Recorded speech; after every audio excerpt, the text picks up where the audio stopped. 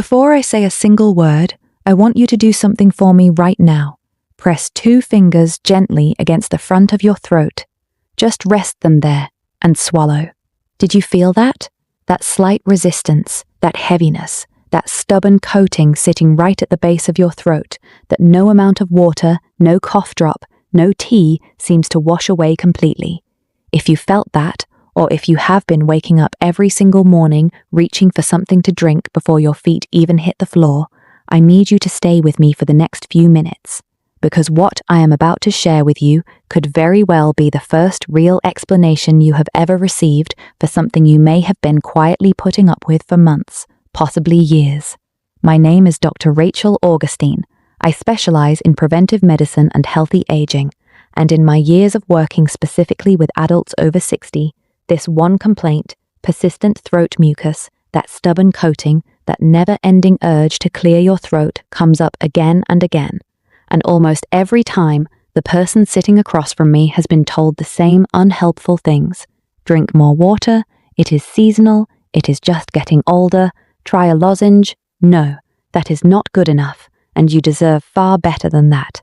Today, I am going to walk you through 5 specific, research-supported reasons why your body is producing excess throat mucus, and why this is happening with much greater intensity now that you are in your 60s or 70s than it ever did before.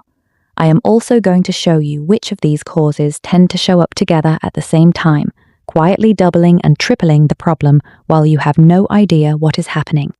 And at the end of this video, I am going to give you a practical, step-by-step action plan, things you can begin implementing starting tonight. But first, right now in the comments below, I want you to type either morning or all day. Are your throat symptoms worst when you first wake up, or do they stay with you from sunrise to sundown? That one detail tells me a great deal about what is going on beneath the surface. Type it below. I personally read every comment on this channel. Let us begin with the biology, because before we talk about causes, you need to understand something about your body that most people over 60 have never been told, and once you understand it, everything else makes perfect sense. Your body produces mucus every single minute of every day, right now as you watch this video, and that is completely normal. Mucus is one of your body's most important defense systems. It lines your airways, traps dust, bacteria, and viruses before they travel deeper into your lungs, and keeps delicate respiratory tissue moist and protected. Here is the part most people are not told. Inside your airways, there are millions of microscopic, hair-like projections called cilia. These tiny structures have one job: to sweep mucus steadily upward and outward so it stays thin, fluid, and constantly moving. In a younger adult, this system works efficiently. Mucus is produced and cleared almost in real time, and it never has the opportunity to collect and pool. But as we age, something measurable and confirmed by published research begins to happen. These cilia lose their efficiency, they beat less frequently, they slow down, and mucus that your body would have cleared in seconds at the age of 40 can now sit and accumulate for hours in your throat and airways. This is the physiological backdrop to everything we are going to discuss today. It means that any factor pushing your body toward increased mucus production is going to hit significantly harder and last significantly longer in someone who is 65 than in someone who is 35. This is not a character flaw or a personal failing. It is physiology, and understanding it is the key to understanding everything else in today's video. So with that foundation in place, let us get into the 5 causes. Cause number 1, silent acid reflux, LPR. The first cause is one I want you to pay very close attention to because in my clinical experience, it is the most consistently overlooked explanation for persistent throat mucus in adults over 60, and the reason it gets overlooked is right there in its name. It is called laryngopharyngeal reflux, silent reflux. Most people are very familiar with the standard picture of acid reflux, that burning discomfort in the chest after a rich meal, sometimes accompanied by a sour taste at the back of the mouth. That is gastroesophageal reflux, and it announces itself clearly. Silent reflux is completely different. There is no chest burning, no obvious stomach upset, No dramatic symptoms pointing toward your digestive system at all, just your throat, persistently irritated, coated, and producing more mucus than it should. Here is what is happening beneath the surface. Between your esophagus and your stomach sits a muscular valve whose only purpose is to stay firmly closed after you eat, keeping stomach acid exactly where it belongs. As we age, this valve can gradually lose its muscle tone, much like any other muscle in the body when it is not actively maintained. When that valve becomes even slightly lax, stomach acid does not stay in the stomach. It travels upward, sometimes into the esophagus, sometimes all the way up into the throat, the voice box, even the nasal passages. Now here is the critical biological detail. Your throat tissue is not built to tolerate acid the way your esophagus is. Even a tiny trace of acid reaching the throat tissue triggers an immediate protective cascade. Your body rushes to coat and shield that irritated area with thick mucus. Night after night while you sleep, if this is happening, you wake up every single morning to that familiar heaviness, and you have absolutely no idea why, because there was no pain, no burning, no signal pointing toward your stomach. Clinical ENT research has established that a substantial portion of people living with this condition report zero heartburn symptoms whatsoever. What they do report is chronic throat clearing, a rough or gravelly voice first thing in the morning, and mucus that begins accumulating almost the moment they open their eyes. Ask yourself honestly, is your throat noticeably worse in the morning specifically? Does bending forward seem to aggravate it? Has your morning voice sounded different or slightly hoarser than usual lately? These are characteristic patterns of silent reflux, and I will address exactly what to do about it in the action plan. One additional note worth your attention. If you regularly take anti-inflammatory pain medications, ibuprofen or naproxen for joint discomfort, for example, published research has confirmed that this class of medication reduces the stomach lining's natural protective barrier. That makes all forms of acid reflux, including the silent variety, significantly more likely to develop or intensify. If this applies to you, please bring it specifically to your doctor's attention.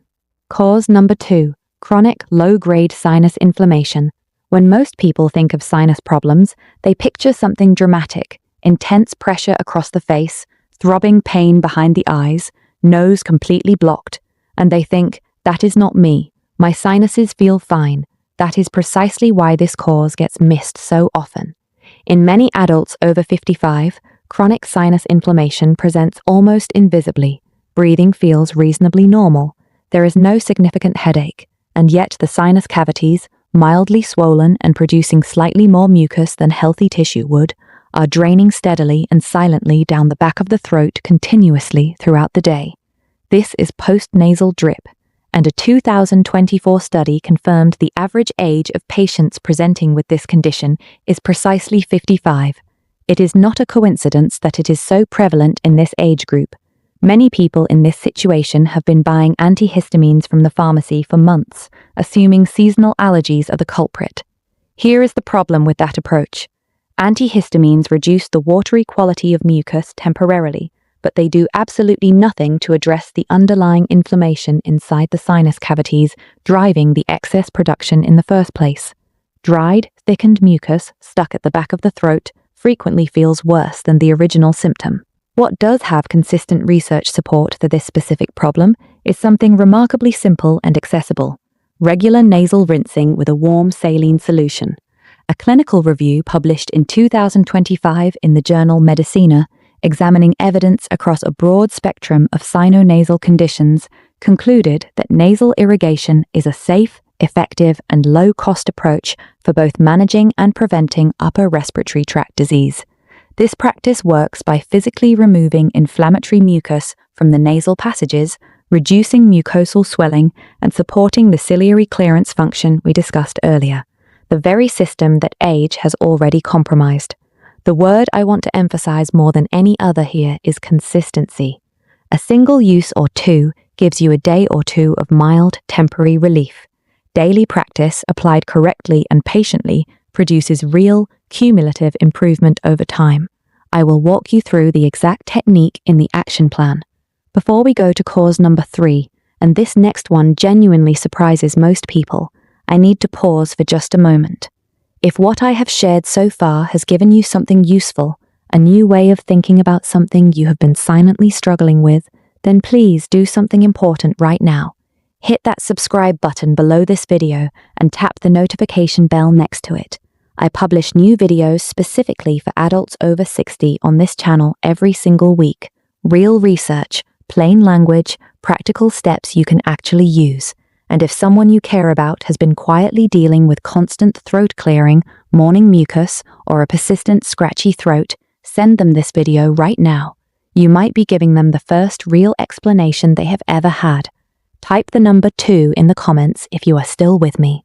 Now let us keep going. Cause number 3, your blood pressure medications. This is the one that genuinely stops people in their tracks when I bring it up in a clinical conversation. Because when we begin to discuss what might be causing their throat to behave the way it has been, the medications they have been faithfully taking every morning for months or years are simply not something they think to question. There is a class of blood pressure medications called ACE inhibitors, angiotensin-converting enzyme inhibitors. These are prescribed widely, they are effective, they serve a genuinely important purpose in managing cardiovascular risk, and they are well tolerated in most respects. But they carry a recognized, class-wide side effect that is clearly documented in the research literature. ACE inhibitors allow a naturally occurring substance called bradykinin to build up in the body. In a meaningful proportion of people who take them, research estimates range from 5 to 20% of users. That accumulation triggers persistent throat irritation and a chronic, nagging urge to clear the throat. This is not an allergy. It is not something unusual or alarming happening in your body. It is simply how the medication works at a biochemical level, and your throat happens to be sensitive to that effect. Here is the detail that causes this connection to go unnoticed so consistently. The side effect frequently takes weeks or even months to fully develop after starting the medication. So if you began a blood pressure pill 8 months ago and your throat started bothering you 6 months ago, the connection may never have crossed your mind. But that exact timing pattern is precisely what the research describes. A large-scale study involving more than 27,000 patients found that adults over the age of 65 had more than 50% higher odds of experiencing this particular throat side effect compared to younger users. This is directly relevant to you if you are in this age group. If you take a blood pressure medication and you are not certain whether it belongs to this class, your pharmacist can tell you in under a minute. And if it does, there are alternative medication categories, ARBs, angiotensin receptor blockers, that manage blood pressure with comparable effectiveness and do not carry this specific throat-related side effect. That conversation with your prescribing physician is genuinely worth having. Cause number 4, chronic mild dehydration. This one surprises people not because it is complicated, but because it sounds too simple to actually matter. Dehydration. Really? Stay with me, because the physiology here is not what most people expect. Your mucus is primarily water. Its consistency, whether it flows easily and stays thin, or whether it thickens into that sticky, difficult-to-move coating, is directly determined by how well hydrated the surrounding tissue is. The clearest way I can illustrate this: picture honey freshly poured from a jar versus honey that has been sitting uncovered overnight. Same substance, completely different viscosity. Your mucus behaves in exactly the same way depending on your body's hydration state. Here is the aging-specific wrinkle that makes this far more than just a reminder to drink more water. Research has established clearly that the body's thirst-signaling mechanism becomes significantly less reliable as we grow older. A younger adult feels thirsty well before they reach meaningful dehydration. In older adults, that early warning system is blunted. You can be dehydrated enough to measurably affect your mucus consistency, affecting your daily comfort, your throat irritation, your morning symptoms, without feeling noticeably thirsty at all. If you are waiting for thirst to prompt you to drink water, you are consistently operating behind the curve, and that mild chronic dehydration, maintained day after day, keeps mucus persistently thick and sticky in ways that compound and amplify every other cause we have discussed today. A practical fluid target referenced broadly in clinical nutrition guidance is approximately 30 milliliters per kilogram of body weight per day from all sources: water, Herbal teas, soups, and water-rich foods all count. But the behavioral key is steady, deliberate intake distributed throughout the day, not trying to catch up in the evening when thirst finally registers. Cause number 5, your gut health. This final cause rarely appears in videos on this topic, and I believe that is a significant gap in the conversation, because for a meaningful number of older adults dealing with persistent throat mucus, the origin of the problem is not in the throat, not in the sinuses, and not in the stomach. It is in the gut. Here is what the research shows. Your digestive tract and your respiratory system are not isolated from one another.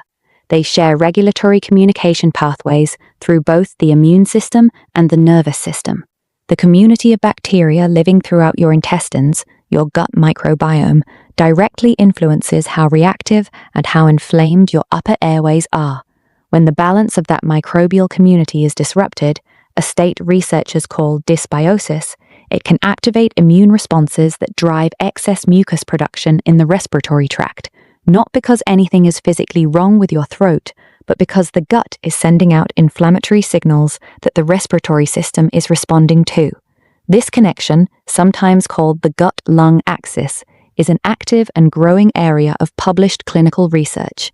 Studies appearing in journals including the American Journal of Respiratory and Critical Care Medicine and the Journal of Allergy and Clinical Immunology have confirmed that gut microbiome disruption can trigger immune activity that promotes airway inflammation. Animal research has gone even further, demonstrating a direct causal link.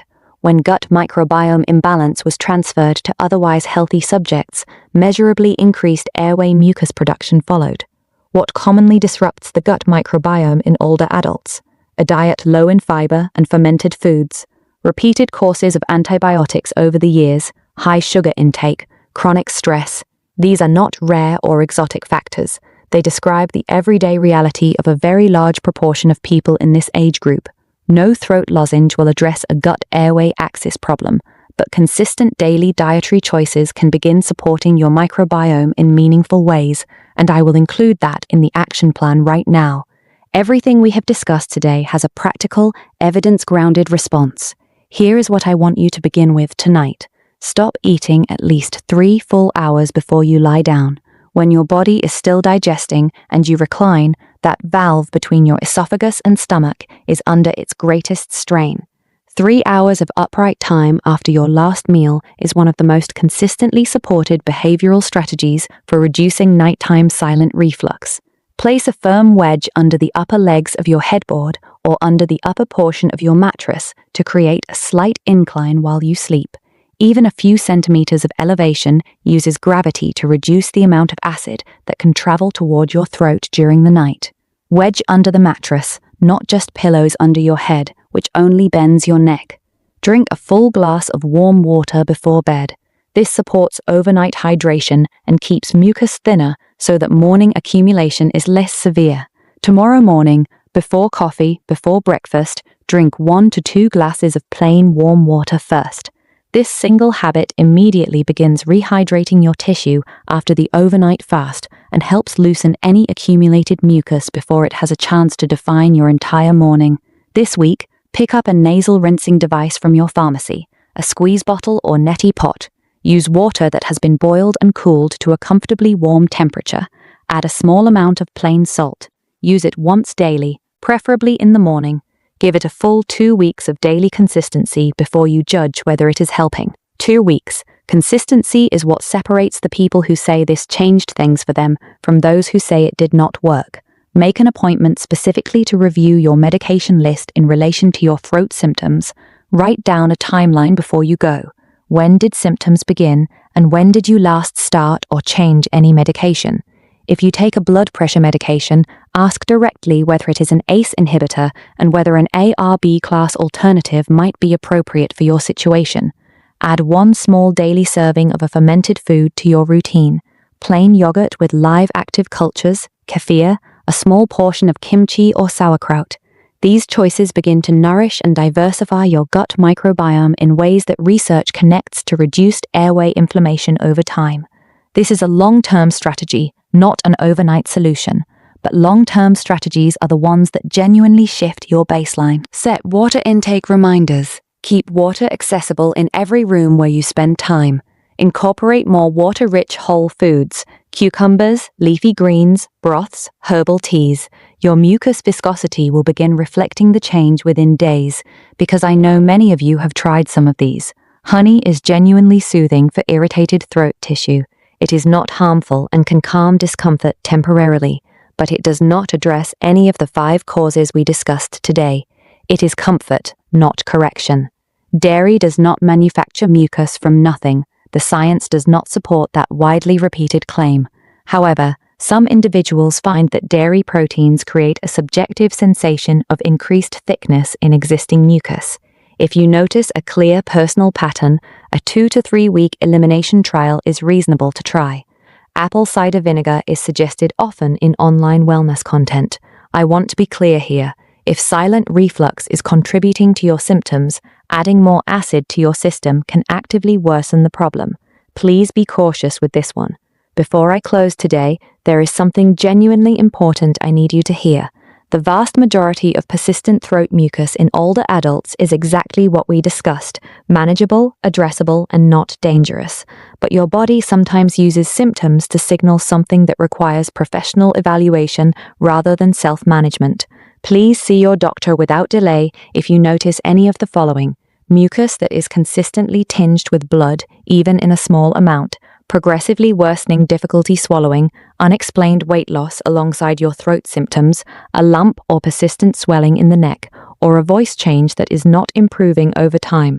These symptoms are outside the territory of today's conversation. Please do not work around them or wait. Here is what I want you to walk away with today.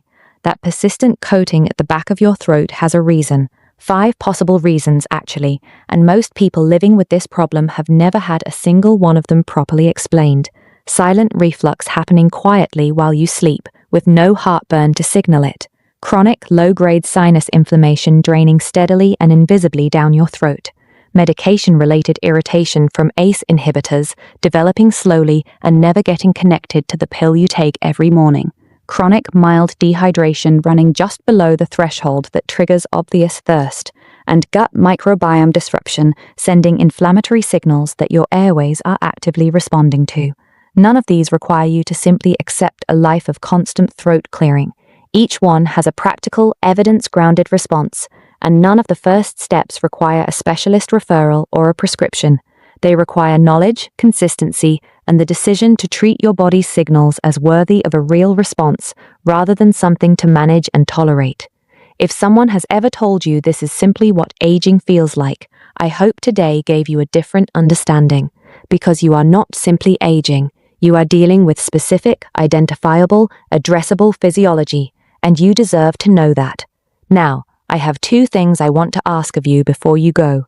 First, if this video gave you something genuinely useful today, a real explanation you have never had before, please share it with one person in your life who has been quietly living with this same problem. That one share costs you nothing, and it might give someone you care about the first real answer they have ever received. Second, make sure you are subscribed to this channel and that the notification bell is turned on. Coming up very soon, I have a video going deep on how gut health connects to the chronic inflammation patterns driving some of the most common health complaints I hear from adults in this age group: joint discomfort, fatigue, brain fog, sleep disruption. That is a conversation you will not want to miss. And before you close this video, tell me in the comments, which of these 5 causes surprised you the most, and how long have you been dealing with this? I read every single comment on this channel. This is a real conversation, and your experience genuinely matters here. Take good care of yourself. I will see you in the next one.